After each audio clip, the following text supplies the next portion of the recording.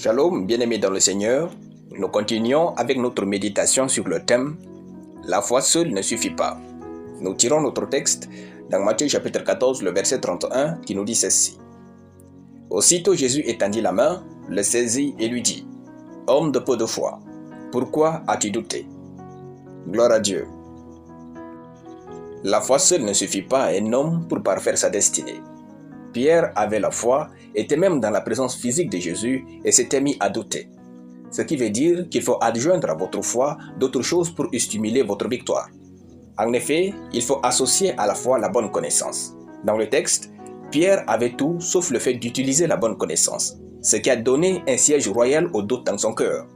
Le doute n'est pas quelque chose qui vient à vous, c'est une chose que vous invitez vous-même en faisant usage de mauvaises informations. Jésus dit à Pierre, « Viens ». Matthieu chapitre 14, le verset 29.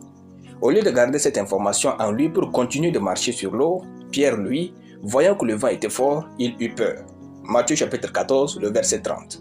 Au lieu de garder cette information en lui pour continuer de marcher sur l'eau, Pierre, lui, voyant que le vent était fort, il eut peur. Matthieu chapitre 14, le verset 30. Au lieu de garder la parole de Jésus, Pierre voyait le vent et se ressassait sa catastrophe passée. Plus tard, après cette expérience et la résurrection de Jésus, il écrira « Faites tous vos efforts pour adjoindre à votre foi la science ». 2 Pierre chapitre 1, le verset 5. Le mot « science », traduit du grec « ginosis », signifie la connaissance intelligente. Il est clair qu'avec le temps, Pierre a compris que la foi seule ne suffit pas. Frères, vous avez besoin d'avoir la connaissance intelligente, la bonne connaissance. Toute connaissance ne vous rend pas intelligent, choisissez ce qu'il faut connaître.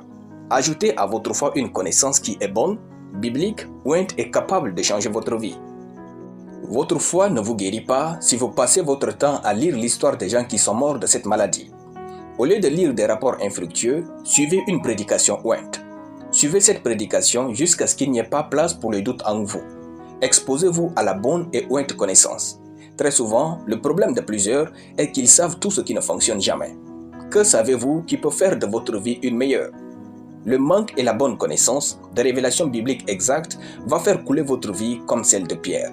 Étudiez de bons livres, assistez au culte et prenez des notes. Faites-vous former. En agissant ainsi et en gardant ce qui est bien, votre foi triomphe face à n'importe quel défi. Alléluia. Nous allons prier. Père éternel, merci pour ta parole. Je déclare que je vis par la bonne connaissance au nom de Jésus. Amen. La lecture biblique en une année, Osée chapitre 10 à Osée chapitre 12. Soyez bénis, c'était le pain du ciel.